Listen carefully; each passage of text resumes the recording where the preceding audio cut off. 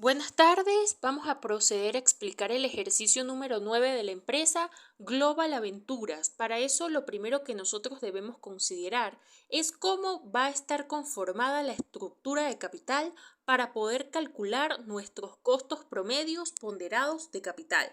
Esta estructura de capital, según el planteamiento del ejercicio, representa un 30% de deuda a largo plazo, un 20% de capital social preferente y un 50% del capital social común, bien sea para la emisión de acciones comunes o para la reinversión de utilidades.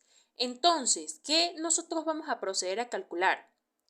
Para poder determinar el costo promedio ponderado de capital, entonces debemos calcular primero que nada los costos unitarios de cada una de las fuentes. Es decir, vamos a calcular el costo de la emisión de acciones comunes, el costo de las utilidades retenidas, el costo de las acciones preferentes y el costo de la deuda a largo plazo, que en este caso es nuestro préstamo bancario. Procedemos con la primera información donde nos dice que el préstamo bancario se cobra con una tasa de interés del 12%. Para nosotros determinar el costo de la deuda, lo que tenemos que hacer es agarrar la tasa de interés que nos cobra el banco multiplicado por el escudo fiscal. Ese escudo fiscal no es más que agarrar 1 menos la tasa impositiva, es decir, la tasa de impuesto sobre la renta. Entonces, para efectos de cálculo sería el 12% multiplicado por el 0,70, que nos representaría el 1 menos el 30% de la tasa de impuesto sobre la renta. Ya con esto podemos determinar el costo de la deuda en un 8,40%. Ahora vamos a proceder a calcular los demás costos de capital. Empezamos con la emisión de acciones comunes, donde para poder determinar el costo de capital necesitamos información del precio de la acción, el valor de los dividendos esperados, cuál es la tasa de crecimiento de la empresa, que la empresa espera, obtener durante los próximos años, cuál es el gasto de emisión y por supuesto la tasa impositiva, que no es más que la tasa de impuesto sobre la renta. Entonces, nuestra fórmula del costo de capital para la emisión de acciones comunes va a estar determinada de la siguiente manera. Ese costo de capital va a ser igual a los dividendos esperados dividido entre el precio de la acción menos el gasto de emisión, pero ese gasto de emisión se va a multiplicar por el escudo fiscal, es decir, 1 menos la tasa impositiva, y ya el resultado de esta división se le suma lo que es nuestra tasa de crecimiento. Cuando procedemos a hacer ese cálculo, a nosotros el costo de la emisión de acciones comunes nos da 13,18%. Para el caso de las utilidades retenidas, pues vamos a tomar como referencia datos muy similares a la emisión de acciones comunes, solo que como no se van a emitir acciones, pues entonces no vamos a tener el gasto de emisión, pero nuestro precio de acción se va a seguir manteniendo a $65. Los dividendos esperados de $5 con una tasa de crecimiento del 5%. ¿Cómo se va a calcular el costo de las utilidades retenidas? La fórmula de este va a ser los dividendos esperados dividido entre el precio de la acción, y ese resultado le vamos a sumar la tasa de crecimiento. Cuando aplicamos la fórmula nos da 12,69%. Para el caso del costo de las acciones preferentes, pues entonces necesitaríamos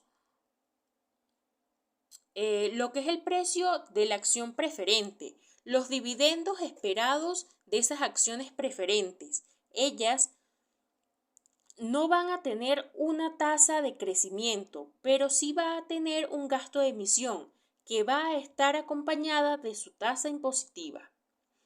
Para efectos de cálculos, el costo de las acciones preferentes viene determinada de los dividendos esperados y va a estar dividido entre el precio de la acción menos el gasto de emisión. considerando que el gasto de emisión se va a multiplicar por un escudo fiscal, es decir, el 1 menos la tasa del impuesto sobre la renta o la tasa impositiva para efectos de cálculos nos da 5,61%.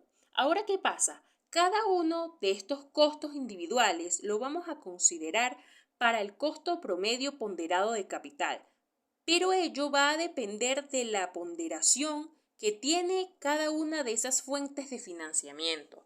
Como se dijo en un principio, la deuda a largo plazo representa un 30%, el capital preferente un 20% y la acción común para el caso de emisión de nuevas acciones va a ser un 50%. Entonces, los costos individuales lo vamos a traer de los costos que ya habíamos calculado. La deuda era 8,40%. El capital preferente nos dio 5,61% y el capital común para la emisión de acciones es de un 13,18%. Al multiplicarse por su ponderación, nos va a dar el costo ponderado de cada una de nuestras fuentes. Para la deuda, multiplicar el 8,40% por el 30% de su ponderación, pues nos representa el 2,52%. Para el capital preferente, un 1,12% y para la acción común con base a la emisión de nuevas acciones, 6,59%. Nuestro WACC o costo promedio ponderado de capital de toda la estructura de capital nos representa el 10,23%. Ahora que nos dice el ejercicio nos pide evaluar cuál sería el costo promedio ponderado de capital o WACC. Si en vez de considerar la emisión de nuevas acciones, consideráramos lo que es la reinversión de las utilidades. Es decir, no vamos a considerar en nuestros costos individuales el costo de la acción común, sino el costo de las utilidades retenidas. Sin embargo, sigue manteniendo la misma estructura. Es decir, la deuda sería un 30%, el capital preferente 20% y el capital común con base a la reinversión de utilidades pues seguiría siendo un 50%.